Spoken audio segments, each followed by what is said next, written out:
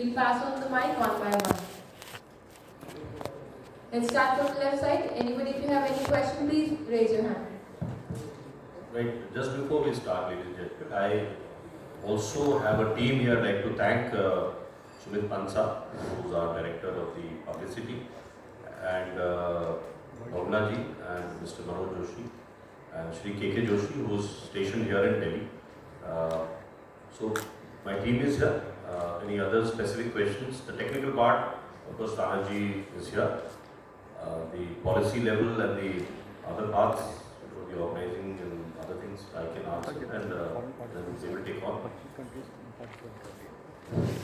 मैं सुरेश चौरसिया दैनिक राष्ट्रीय समाचार से बोल रहा हूँ। टिहरी में बड़े पैमाने पर करीब 100 गांव विस्थापित हुए हैं, तो इतना बड़ा फेस्टिवल का आयोजन करने जा रहे हैं, तो वैसे लोग जो विस्थापित हुए हैं उनके लिए रोजगार का क्या साधन या कैसे दे रहे हैं आप? ये क्वेश्चन एक्चुअली हमारे प्रव्यू से बाहर है, आप जानते हैं। मैं भी उनमें से जैसे इसको कहते हैं विस्थापित, मैं भी टिहरी का ही हूँ। अब ज़्यादातर जो है सरकार ने इनका विस्थापन कर दिया है ऑलमोस्ट। हमें तो मालूम है कि सब को लैंड वगैरह एलोकेट हो गई है और जगह जगह पे लोग बस गए हैं। जैसे कि हरिद्वार में है, देहरादून में है, हमारे परिवार में भी सारा देहरादून में जैसे लैंड मिल गई है, ठीक है। जो लोकल अभी भी वहाँ पर हैं, जो पूर्ण डूब क्षेत्र 835 मीटर से ऊपर है, ठीक है, वो लोग तो वहीं पे हैं। उनमें मेरा पैतृक गांव भी जैसे है, तो वो लोगों के लिए ये जो है आपका एक्रोबैटिक या इस तरह का डेस्टिनेशन डेवलपमेंट जो हमारी भारत सरकार कह रही है, इससे बहुत फायदा होने वाला है। और रहा जहाँ तक रोजगार का साधन, तो वहाँ पर टाडा नाम की एक एजेंसी है, टिहरी एरिया डेवलपमेंट अथॉरिटी, जो लोकल्स हैं उनको प्रेफरेंस मिलती है इस तरह की एक्टिविटीज़ को शुरू करने के लिए। है तो सब लोकल्स के लिए ही है, जो वहाँ के लोकल हैं। ये SDG गोल जैसे मैंने आपको बताया, सोशल डेवलपमेंट टारगेटेड होता है लोगों के लिए। सो जब टूरिस्ट आता है, आप उसको जो आपके पास है वो शोकेस कीजिए, वेदर आपके पास लोकल खाना है, local cuisine, local art and culture, home stage, इस पर हमारा ध्यान ज़्यादा है। तो उससे क्या होता है कि गवर्नमेंट चाहे ना भी कमाए, लेकिन लोगों का, जो लोग रह गए वहाँ पर, जो चले गए ठीक है, आते रहते हैं हम लोग हमेशा वहाँ पर आते हैं।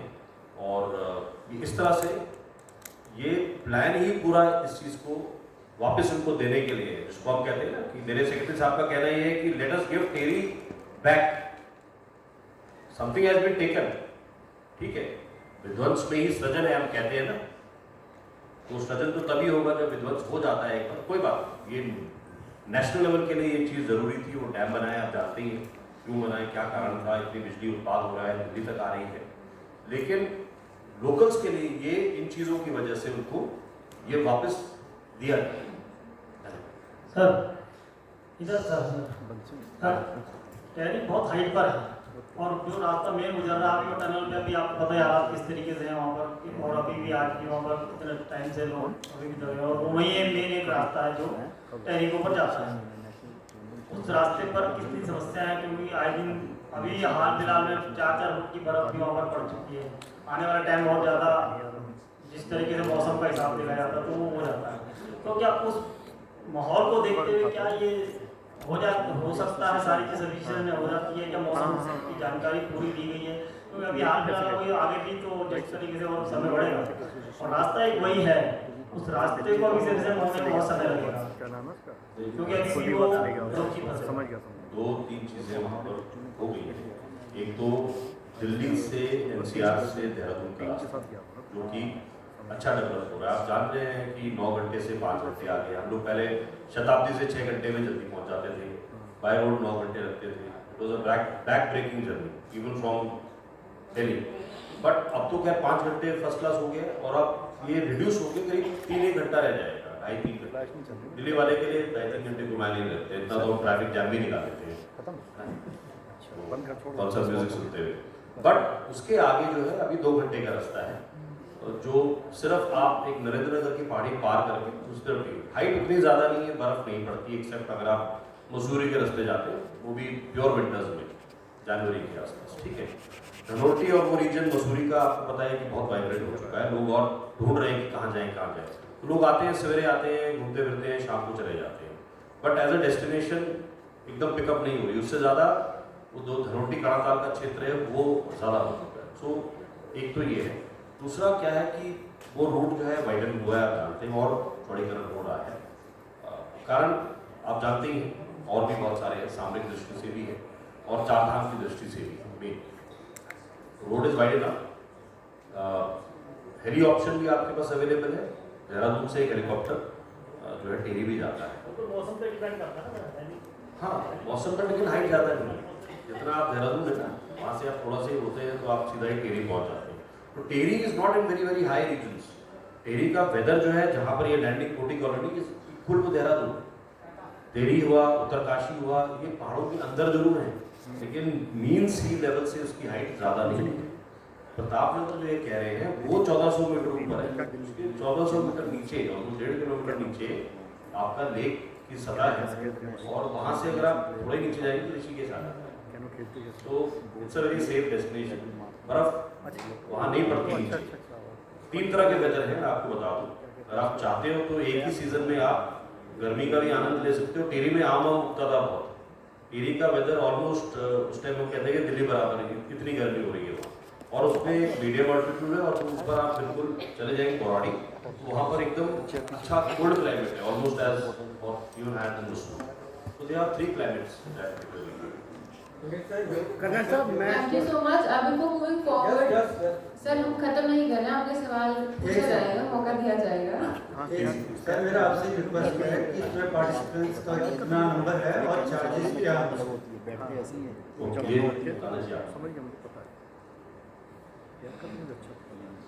पार्टिसिपेंट्स के लिए कोई फीस नहीं है।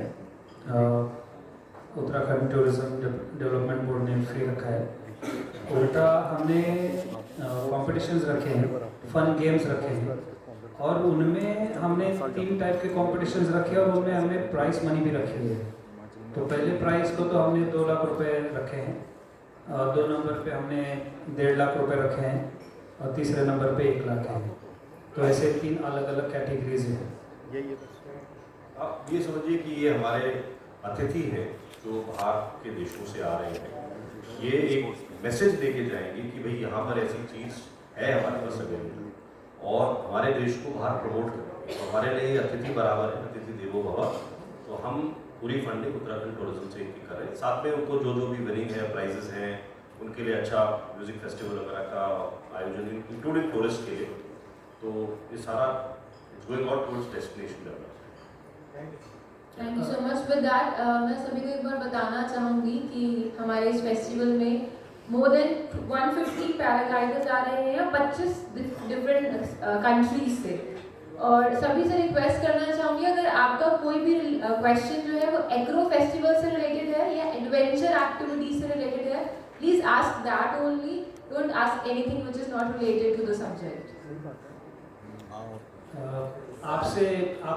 आपका जो सवाल था टीरी के प्रति, मैं स्पोर्ट के माध्यम से बोलना चाहूँगा कि जैसे सर ने कहा कि सचिव सर की इच्छा है, उनकी सहयोग से जो पैराग्लाइडिंग हम डेवलप कर रहे हैं टिहरी के लिए, तो वहाँ टिहरी के ही बच्चों का भविष्य दिखेगा। लोकल साइट पे जो दुनिया से लोग आएंगे, वहाँ पर जो क्राउड बढ़ेगा, उनके लिए डेफिनेटली रोजी रोटी का भी सुविधा बढ़ेगी। और पैराग्लाइडिंग मैं जिस एंगल से देख रहा हूँ, वो अगर होता है, और होता हुआ मुझे दिख रहा है, अगर वो होएगा तो फिर बहुत ज़बरदस्त वहाँ डेवलपमेंट होएगी।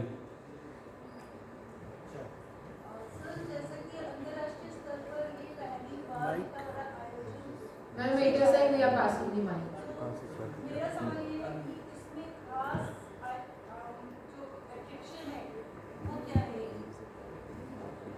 खास attraction as of now we are looking at the acrobatic displays by the best pilots. They are like the who's and who of as you would say the what do we call it, influencers. They are influencers all over the world. Why they want to do this here, and why do they want a cheaper side? You see, economically, मैं आपको बताता हूँ ma'am, अगर आप किसी भी ski destination में चले जाएं तो 8 से 10 लाख रुपए स्विट्जरलैंड में या फ्रांस में या कहीं भी आप खर्च करके आएंगे, राइट। और अगर आप हमारे ओली में आ जाते हैं, आप हैरान हो जाएंगे। सेम डेस्टिनेशन, सेम तरह की चीज़, मैं तो खुद देख के हैरान हो गया। स्की लिफ्ट है, इतना सुंदर, सारा वातावरण वैसा ही है, और हार्डली 4000 रुपये का तो कमरा है। 500 रुपये हम स्की लिफ्ट को ऊपर नीचे जाने का लेते हैं, तो इतने कम में कहीं नहीं होता है।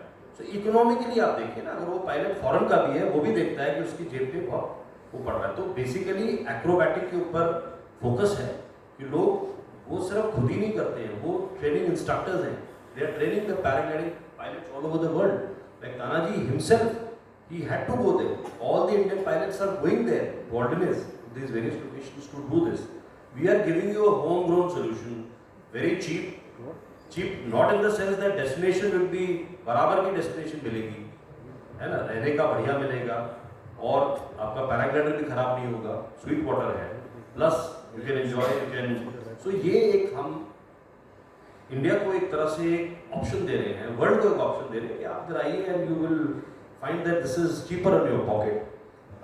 You will find the fraternity which is all around. India will develop in terms of paragliding, fraternity, and all other aero sports. This is the tip of the iceberg. There are 30-40 more disciplines in aero sports which I am in the process of promoting. You will be rather surprised. Gyrocopter is one you would have never heard in India. We might come up to the level. The DGC has already passed a car which is called a civil aviation requirement. Type acceptance of our plane is going on. Our talks are going on with AutoGyro, Germany. So India may well, Uttarakhand may be the first state to fly the gyrocopter, and then it has multiple applications. Paragliding, आपको शायद जान के बड़ी हैरानी होगी, हमारे BSF जो है अभी 8 है हमारे पास, BSF Institute of Adventure Training in Doiba, Dehradun. Why they do paramotor? एक पैराग्लाइडिंग है, एक हैंग ग्लाइडर होता है, एक माइक्रोलाइट होता है, इस तरह के बहुत सारे डिसिप्लिन है। एरो क्लब ऑफ इंडिया हमारा है दिल्ली में, सफदरजंग में, वो इसको रेगुलेट करता है, और director general of civil aviation भी करता है इसको। तो आपको जान के हैरानी होगी कि वो पैरामोटर क्यों करते हैं।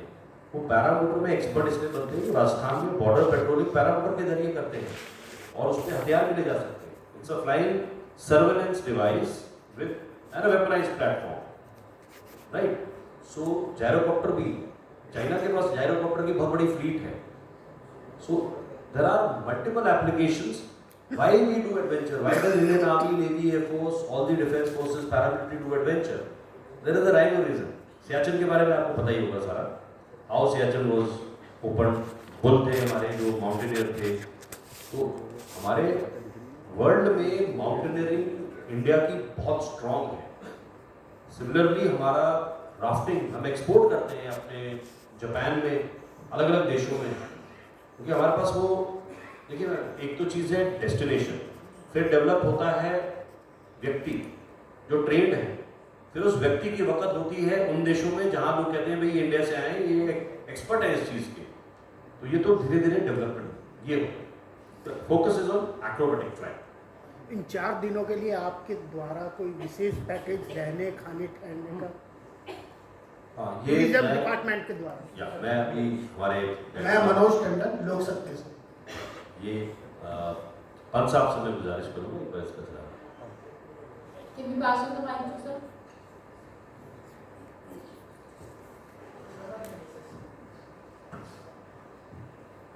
इवेंट जो हम लोग ऑर्गेनाइज कर रहे हैं, दिस वीक और ऑल,